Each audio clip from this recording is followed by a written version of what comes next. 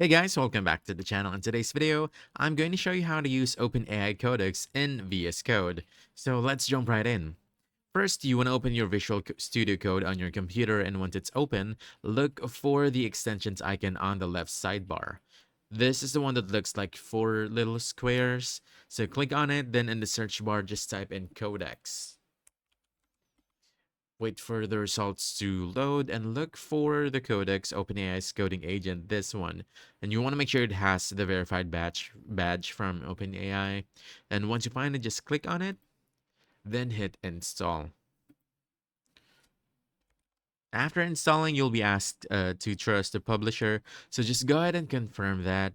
And once the installation finishes, you'll see the Codex icon appear on the left-hand side of VS Code. So it's going to be right over here. There we go. Now, let's go ahead and click this.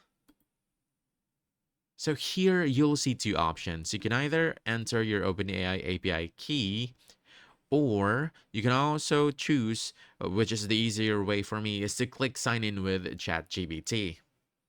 When you choose this option, an external browser window will open asking for permission to connect your ChatGPT account. So if you already have one, just sign in and click authorize. If not, you'll need to create a free ChatGPT account first. And once you've signed in, the browser will confirm that you're now connected to Codex. You can close the tab and go back to VS Code.